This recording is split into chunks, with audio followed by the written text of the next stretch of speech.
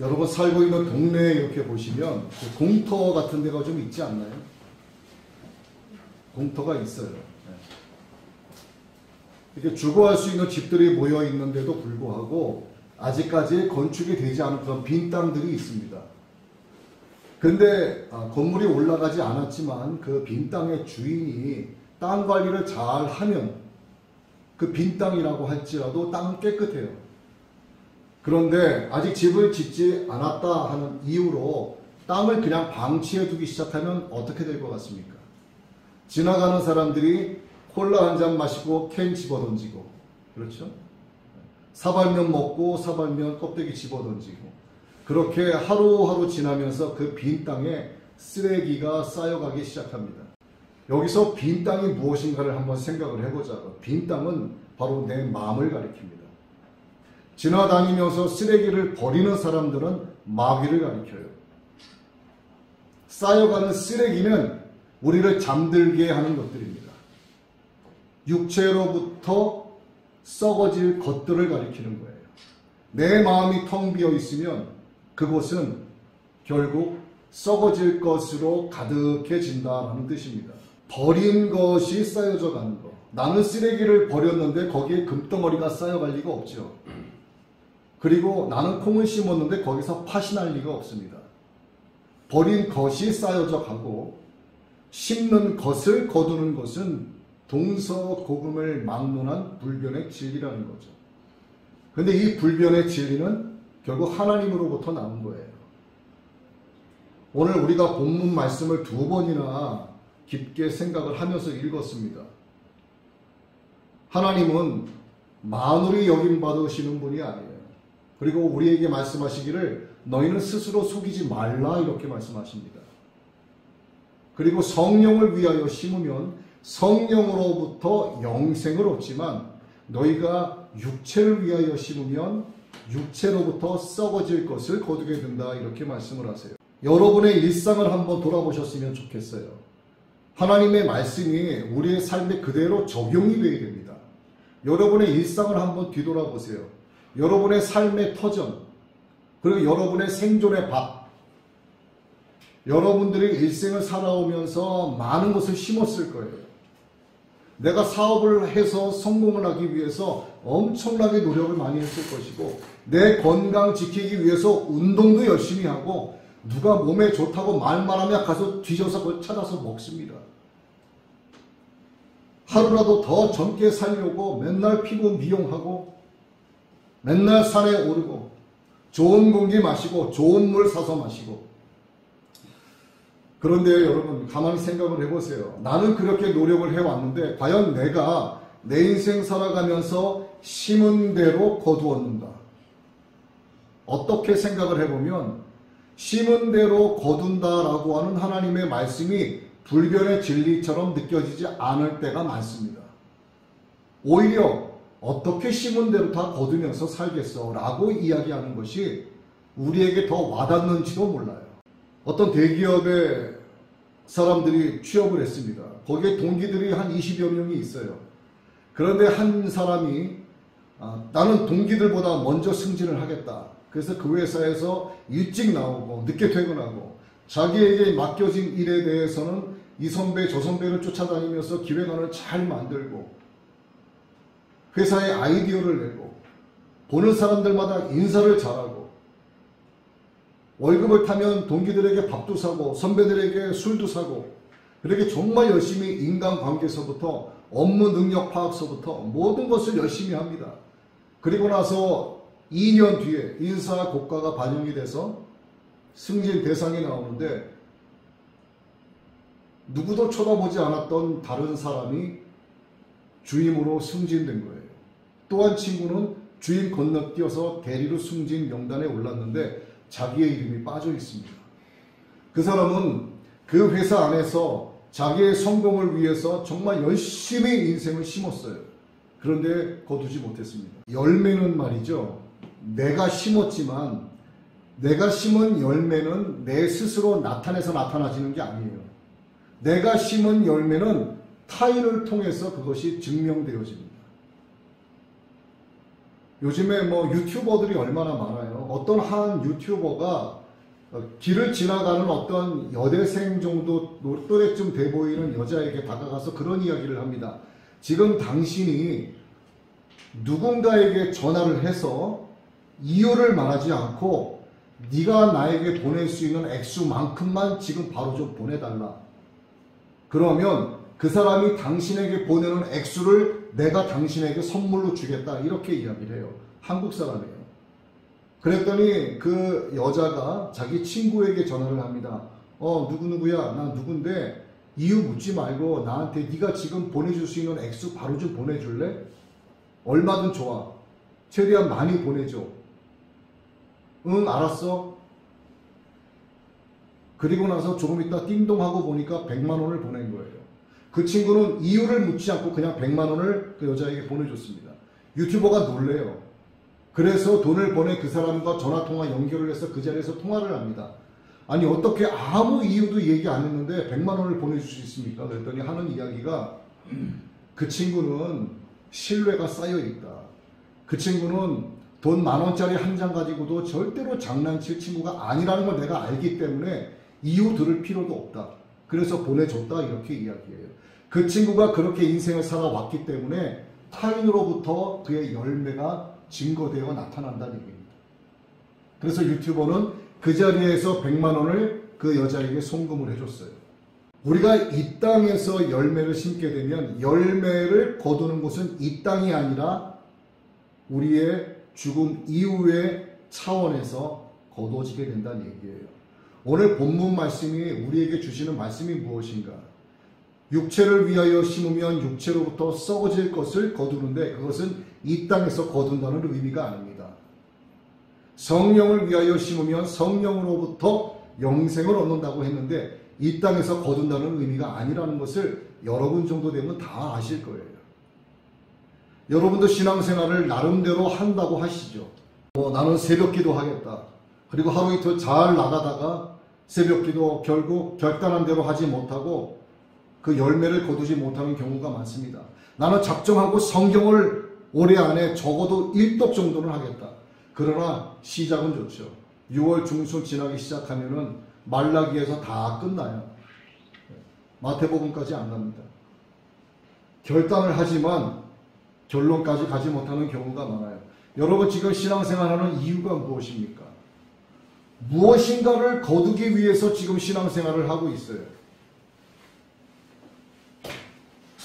나는 하나님 계신 그 나라에 갈 것이다. 나는 예수님 계신 곳에 함께 있을 것이야. 나는 구원받은 자니까 나는 영생하길 원해. 나는 구원받고 싶어. 여러분 이러한 열매를 얻기 위해서 지금 신앙생활하고 계신 거 아닌가요? 그런데 여러분 자신 있으세요? 여러분 지금 열심히 믿음 생활을 심고 있는데 그 믿음이 정말 영생의 열매로 거두어질 것이다 라고 하는 확신이 있느냐 하는 걸 제가 여쭙는 거예요. 예수님께서 우리에게 원하시는 게 있어요. 아주 간단합니다. 예수님께서 우리에게 원하시는 것은 우리가 영생하기를 원하세요. 그 영생의 의미가 무엇인가? 주님 계신 곳에 우리가 함께 있기를 원하시는 거예요. 주님은 신랑이시고 우리가 신부가 되어서 신랑 되신 주님과 함께 있기를 예수님이 원하시는 거예요. 그러면 그 반대는 무엇일까요? 주님 계신 곳에 내가 함께 있지 못하는 겁니다. 내가 죽어서 머물게 되는 그곳에 예수님이 오시지 않는 거예요. 나는 적어도 낙원에도 없고 킹덤 오브 갓, 하나님의 왕국에도 나는 존재하지 못하는 거예요. 그렇기 때문에 예수님께서 이 땅에 믿는 자들에게 원하시는 것이 무엇인가를 생각을 해야 된다는 얘기입니다. 예수님께서 우리에게 원하시는 것은 나 있는 곳에 너희도 함께 있기를 원하신다. 너희가 영생하길 원한다는 거죠. 누가 주님이 계신 곳에 있지 못하는가? 누가 하나님의 왕국에 가지 못하는가? 예수님의 보혈로 죄 씻음 받고 은혜를 받았습니다. 그렇게 한번 빛을 봤어요. 성령으로 충만했습니다. 성령의 은사를 맛봤습니다. 그런데 날이 가면 갈수록 나에게 있었던 예수 그리스도의 그 사랑이 사라지기 시작을 하는 거예요. 표면적인 종교인으로만 남아있는 겁니다. 입으로만 주여 주여 부르는 거예요. 껍데기 교인들. 규모의 경제처럼 규모의 신앙 안에 머물러 있는 자들. 교회에 왔다 갔는지 갔다 왔는지 전혀 알지 못하고 목사님으로부터 또 교역자 목사님들로부터 전혀 간섭도 받지 않고 좋은 분위기에 넓은 곳에서 시원한 에어컨 바람에 멋지고 좋은 음향과 좋은 화질을 보면서 그렇게 큰 곳에서 규모의 신앙 안에서 내가 거기에 앉아 있으면 나도 구원받겠지, 더불어 가겠지 라고 생각하는 사람들. 나 자신을 돌이켜서 보지 않으면 나는 어떤 죄이든 간에 그 죄 안에 머물러 있다는 것을 우리가 생각을 하고 있어야 되는 거예요. 예수님께서 사역하시는 기간에 가롯 유다가 예수님을 배반하고 자기의 목숨을 나무에 매달아 스스로 목숨을 끊고 죽었어요. 표면적인 기독교인들은 결국 좁은 길에서 벗어나게 되고 떠나게 됩니다. 복음의 길에서 결국 벗어나게 돼요. 그런데 많은 무리가 예수님을 따랐지만 예수님의 제자는 12명에서 1명이 배신하고 11명으로 남았습니다. 물론 11명 그 이하의 많은 집사들을 세우시고 복음을 전하는 자들을 주님이 세우셨죠. 주님을 배신한 자도 있었지만 대부분의 제자들은 성령으로 충만하여서 그렇게 예수님의 제자이기 때문에 무서워서 도망치며 살던 그들이 성령으로 충만해지자 결국은 거리에 나가서 성전 문 앞에 나가서 많은 사람들이 모여있는 곳에서 주여 이제는 종에게 하감하여 주옵시고 종들로 담대히 복음 전하게 하옵소서 그렇게 외치게 됩니다. 잠자고 있는 자들에게 깨어나라고 외치는 거예요. 그러면 깨어난 자들에게는 무엇을 외쳐야 되겠습니까? 이미 깨어있는 자들에게는 행할 것을 가르치는 거예요. 여러분 자신을 한번 생각을 해보세요. 나는 아직 잠들어 있는 자인가? 아니, 나는 현재 깨어있는 자인가? 내가 잠들어 있다면 깨어나라는 말씀을 들으셔야 되고 내가 깨어있는 자라면 나의 행할 것을 들어야 되는 겁니다. 오늘 주님께서는 깨어있는 우리에게 하시는 말씀이 성령을 위하여 심으라고 말씀하세요. 육체를 위하여 심지 말라고 말씀하십니다. 제자들은 복음을 전했지만 그들의 열매 맺은 것은 그들 자신이 아니에요. 오늘날 우리가 이 시대에 이곳에 모여 또 이 시간 많은 교회가 아버지 하나님을 찬양하고 예수님의 생명의 복음을 전하고 있는 이것이 바로 그들이 전한 복음의 열매라는 거죠. 90이 다 되어가는 어떤 노인분이 수십 년 동안 주말, 주일이 되면 전도지를 기독교 서점에서 사서 이렇게 전합니다. 100장, 200장 정도 이렇게 매 주일과 주말 전도지를 길거리에 다니면서 전해요. 버리는 사람도 있죠. 지금은 거리에서 전도지 나누는 사람들이 사실 거의 찾아보기 힘든데 그런데 문득 그분이 그런 생각을 해요. 내가 수십 년 동안 이렇게 전한 전도지가 과연 열매를 맺었을까? 그 사람은 알지 못하는 거죠. 때로는 회의감이 오기도 합니다. 이게 잘하는 건가? 누군가가 내가 전한 전도지를 갖고 예수님을 믿고 하나님의 자녀의 삶을 살았으면 좋겠는데 확인할 길이 없어요. 이제 그분이 몸이 많이 약해지시고 그래서 이제 마지막 전도지를 사러 기독교 서점에 들렸습니다. 그날이 마지막이에요. 이제 내 인생의 마지막 전도의 날이다. 그리고 전도지를 사서 나가려고 하는데 뒤에서 저기 혹시 영감님 하고 누가 부르는 겁니다. 이렇게 누군가 하고 봤더니 50대 초반쯤 되는 양복을 입은 어떤 중년의 신사가 자기를 부르는 거예요. 그래서 무슨 일이시냐고 했더니 영감님 저 모르시죠? 그러는 겁니다. 모른다고 그랬더니 저는 영감님 때문에 새 생명을 얻은 사람입니다 라고 이야기를 해요. 제가 15년 전에 사업에 실패해서 도망다니다가 결국은 노숙자 생활을 할 수밖에 없었는데 영감님이 전한 이 전도지 때문에 자기가 예수님을 믿게 되었다라고 이야기를 해요. 자기에게 주진 않았지만 누군가가 전도지를 받았는데 그거 자기가 본 거예요. 그 사람이 전도지를 땅바닥에 그냥 집어 던진 겁니다.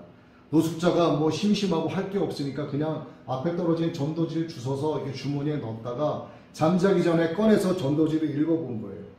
밤새도록 잠을 못 자고 그 말씀을 생각을 한 겁니다. 하나님이 세상을 이처럼 사랑하사 독생자를 주셨다고 하는데 그를 믿으면 멸망치 않는다고 하는데 그 전도지 한 장 때문에 그가 하나님의 종이 되었습니다.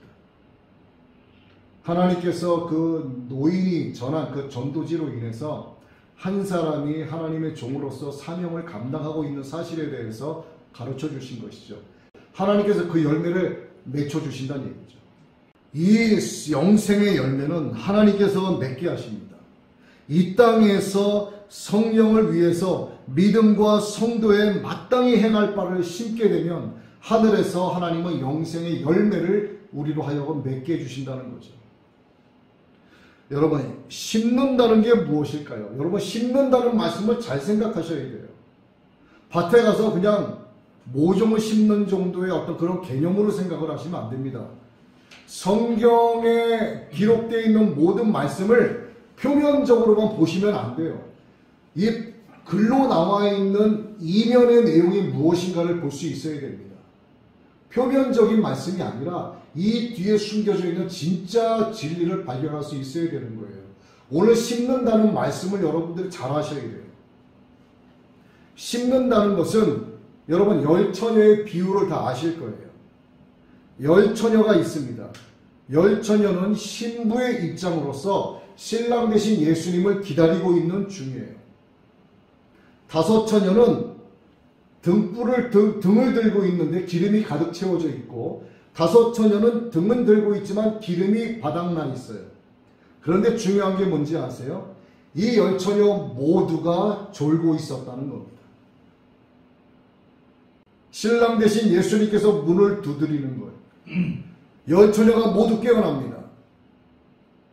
등에 불을 밝혀야 되는데 기름이 바닥난 다섯 처녀의 등불에는 불이 붙지 않는 거예요. 기름 좀 나누어 달라라고 이야기했더니 기름을 가득 가지고 있는 다섯 처녀가 뭐라고 대답을 하냐면 기름 파는 자에게 가서 사라 이렇게 이야기해요. 아니 예수 믿으면 서로 성도면 형제 자매면 기름은 조금 나눠질 수도 있는 거 아닌가 이렇게 생각할 수 있겠죠. 그렇지가 않습니다. 기름 파는 자에게 가서 기름을 사라 이렇게 얘기해요.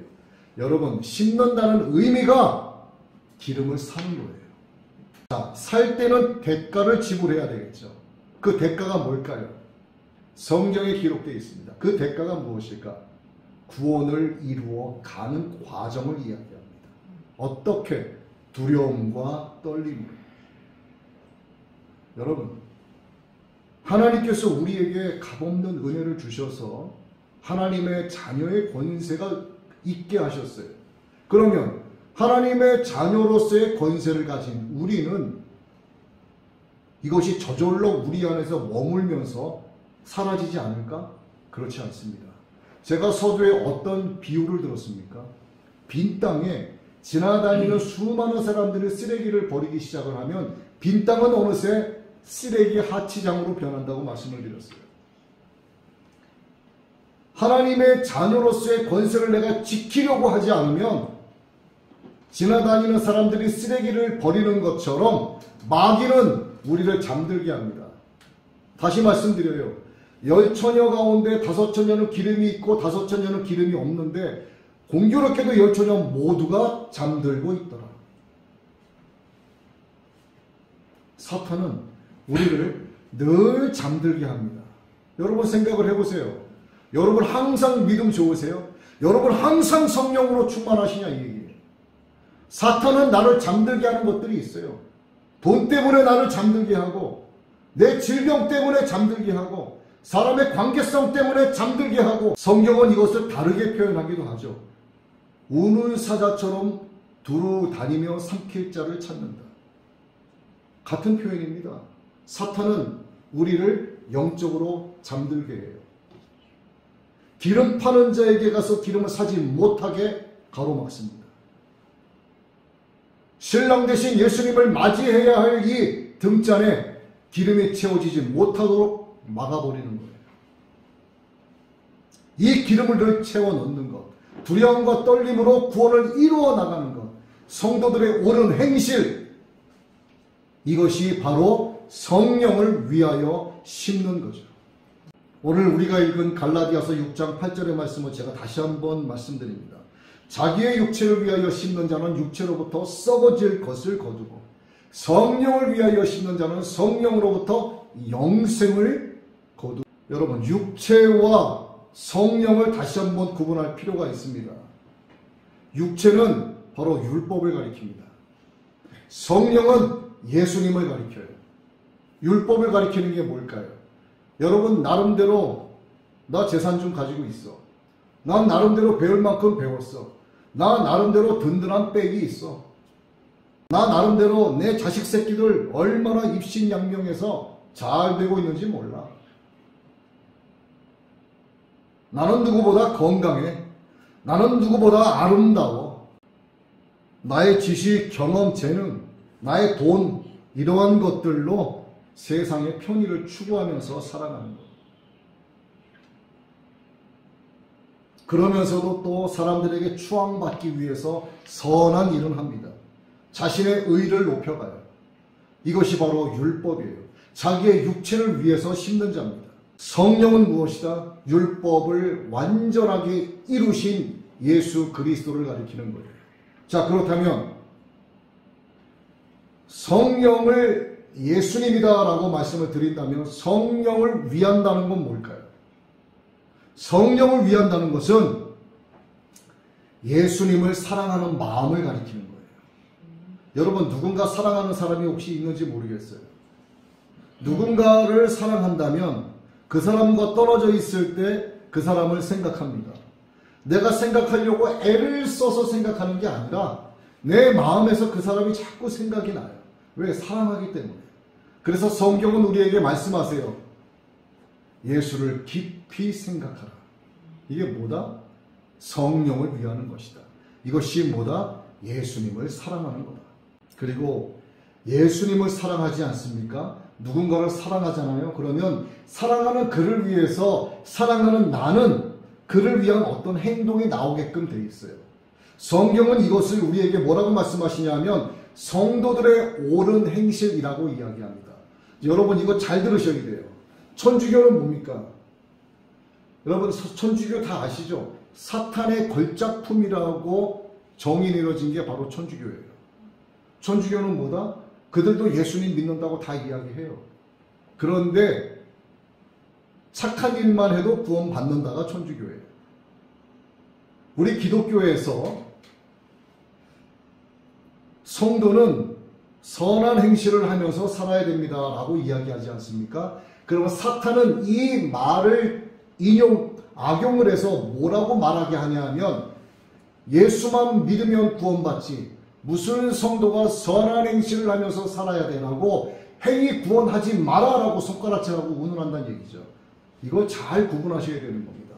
성도가 성도의 삶을 통해서 나오는 선한 행실, 요한계시록 19장 8절에서 말씀하시는 이 옳은 행실은 깨끗하고 밝은 세마포라고 이야기합니다. 주님의 신부들이 입는 거룩하고 깨끗한 옷을 가리키는 거예요. 믿음의 열매로서 맺혀져서 나오는 것이 옳은 행실이라고 이야기하는 거예요.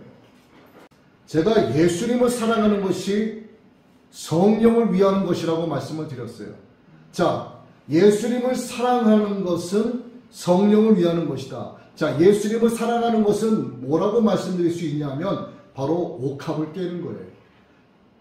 저에게도 귀한 옥합이 있는 것처럼 여러분 개개인에게도 귀한 옥합이 있습니다. 남에게 보여주고 싶지 않은 것, 정말 소중한 것, 내 생명보다 더 귀하게 여기는 것을 다 갖고 있다는 얘기예요. 그것을 과연 예수님을 위해서 여러분이 깰 수 있겠느냐 하는 거죠. 그런데 예수님께서 뭐라고 말씀을 하시냐면은 입으로만 옥합을 깨는 자들이 너무 많다고 말씀하세요. 그게 뭐라고요? 주여 주여 하는 자예요. 주여 주여 하는 자. 한 번 빛을 보고 하늘의 은사를 맛보고 하나님을 아버지라고 불러요. 늘 성령의 은사로 충만합니다. 그런데 한번 타락한 자는 다시 회개하게 할 수 없나니 그는 드러내놓고 하나님의 아들 예수님을 십자가에 드러내놓고 못 박는 거라고 말씀하십니다. 삶의 주인이 자기예요. 자기 인생의 주인을 자기 자신으로 삼습니다. 그래서 내가 하고 싶은 거 다 해요. 내 인생의 주인이 바로 나 자신이기 때문에 자기가 내 인생의 왕이 되는 겁니다. 내 인생의 왕을 누구로 모시고 사느냐? 나 자신을 왕으로 모시고 살면 그는 육체를 위하여 심는 자가 되는 거예요. 결국 그는 육체로부터 썩어질 것을 거두는 자가 된다 그 얘기입니다. 영생이 누구에게 주어지는가? 다시 한번 정리를 해봐요. 영생이 누구에게 주어지는가? 성령을 위하여 심는 자에게 주어진다. 예수님을 깊이 생각하는 자에게 주어진다. 예수님을 사랑하는 자에게 주어진다.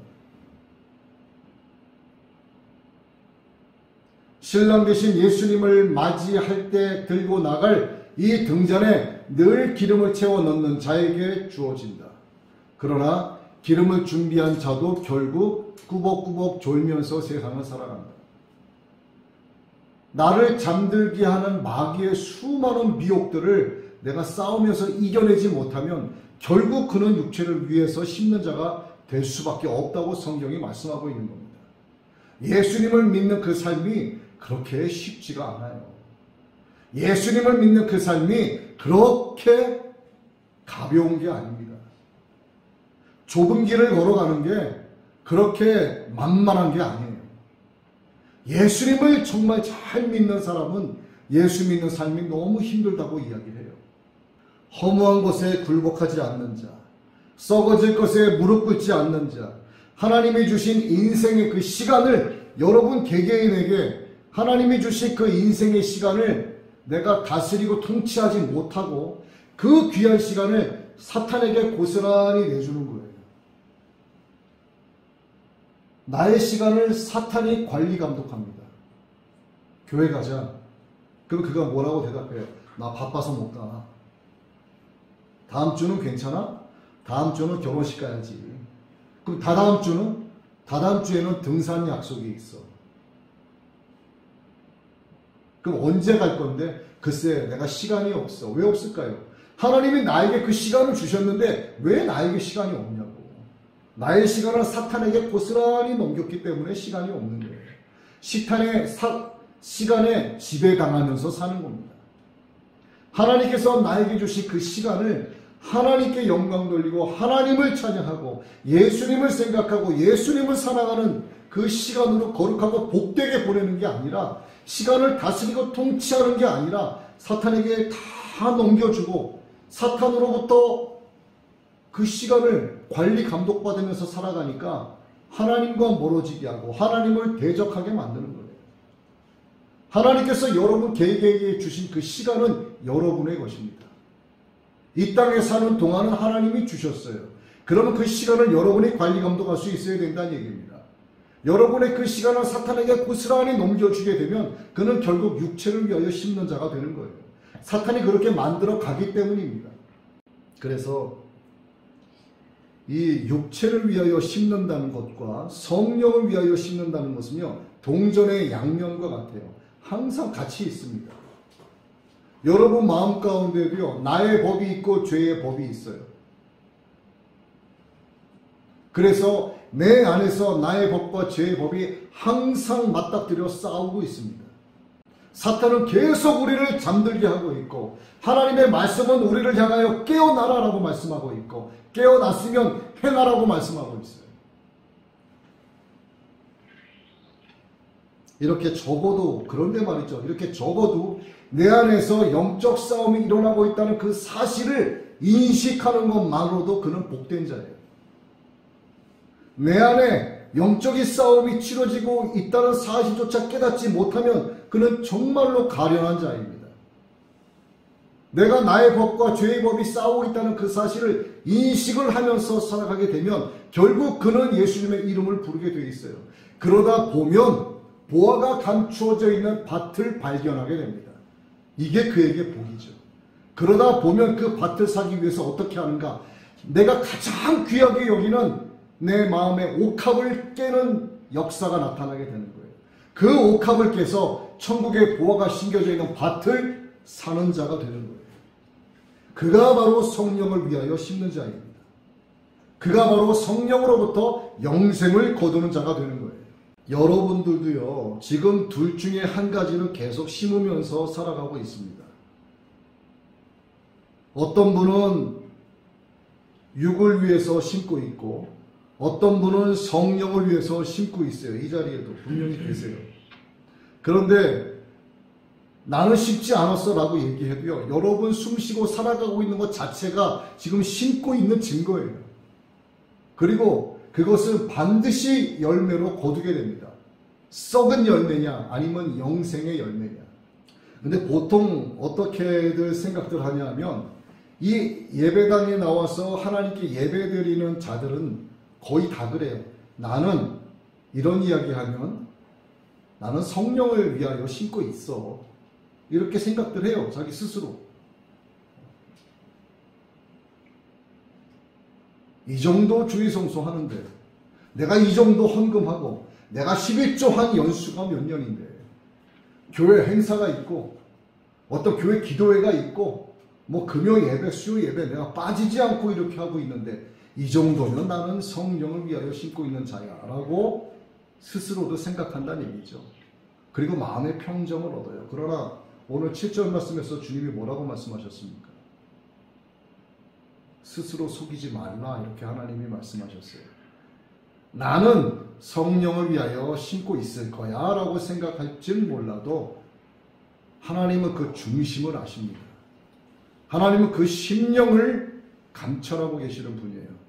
저 녀석이 육체를 위하여 심고 있는 녀석인지, 저 자녀가 성령을 위하여 심고 있는 나의 자녀인지, 여러분 스스로는 여러분 자신을 속여도 하나님은 속지 않으시는 분이에요. 그래서 하나님을 만홀히 여겨서는 안 된다고 오늘 7절에서 우리에게 말씀하고 있습니다.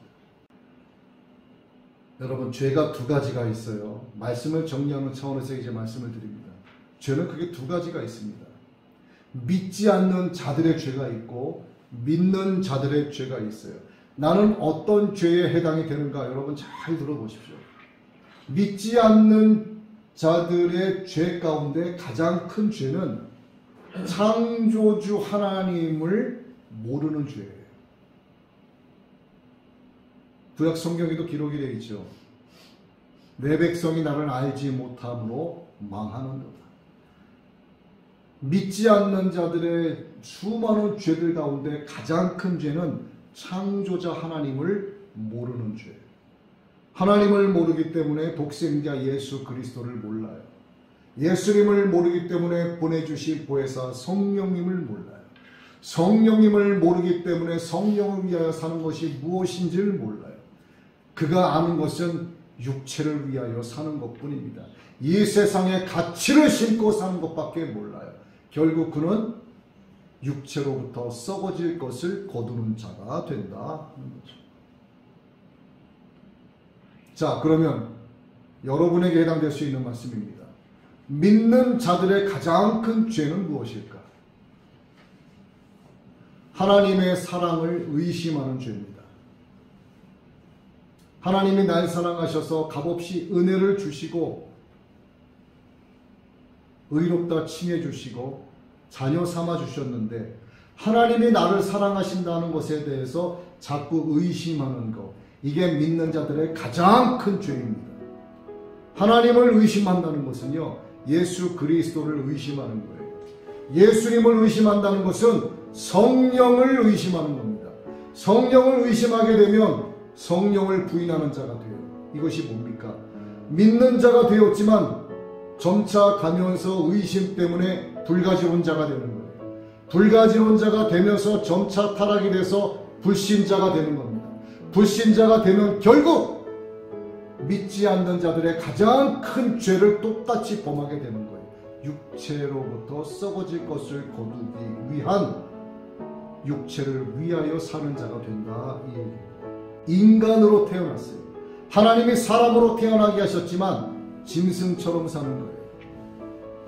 전도서 3장 21절이죠. 인생들의 혼은 위로 올라가고 짐승의 혼은 아래로 내려가느니라. 육체로부터 사는 자는 그냥 썩어지는 거예요. 적어도 아무리 인생을 착하게 살아도요, 예수님께서 말씀하신 낙원도 못 갑니다. 킹덤 오브 갓, 하나님의 왕국도 들어갈 수 없어요. 그들이 가는 곳은 어떤 곳인가? 하데스. 그들이 가는 곳은 어떤 곳인가? 게헨나, 지옥이에요. 차갑고 어두운 곳에 던져질 뿐입니다. 그래서 우리는 결단해야 되는 거예요. 썩어질 것을 거두기 위하여 살아야 하는가? 영생을 거두기 위하여 살아야 하는가? 여러분, 썩어질 것을 거두기 위하여 사는 자는 성령의 열매에 반대되는 열매들을 맺으면서 살아가게 돼요. 성령의 열매에 반대되는 것들, 미움, 슬픔, 분쟁, 분노, 이기심, 악행, 대적, 격정, 무절제, 이게 썩어질 열매들을 맺으며 살아가는 자들의 일상의 삶입니다. 결국 이것들이 하나의 구성 요소가 돼서 결국 지옥불에 던져지게 되는 거예요. 지옥불에 던져지게 되고 하데스와 게헨나, 차갑고 어두운 곳에 던져지게 되는 이 모든 구성 요소가 바로 이 썩어지는 열매들이라는 얘기입니다. 그러면 성령을 위하여 심는 자가 얻게 되는 그 영생을 이루는 구성 요소가 무엇인가? 바로 성령의 열매예요. 사랑과 희락과 화평, 오래 참음과 자비와 양선, 충성과 온유와 절제. 이 성령의 9가지 열매를 다르게 말씀드리면 하나님의 사랑의 8가지 양상이라고 볼 수가 있습니다. 이것이 바로 영생을 이루는 구성 요소라는 거예요. 그래서 여러분 모두가 오늘 이 말씀을 듣게 되었기 때문에 여러분은 잠자는 자가 아닌 깨어난 자이고, 깨어난 자이기 때문에 또 이 말씀을 들었기 때문에 이제 여러분은 이 말씀대로 행하는 자들이 되셔야 합니다. 여러분 모두가 성령을 위하여 심으시고 성령으로부터 영생을 거두게 되시길 예수님의 이름으로 축복합니다. 이 시간 빈들의 마른 풀 같은 우리의 심령을 성령의 충만함으로 적셔주시는 우리 예수님을 찬양하도록 하겠습니다.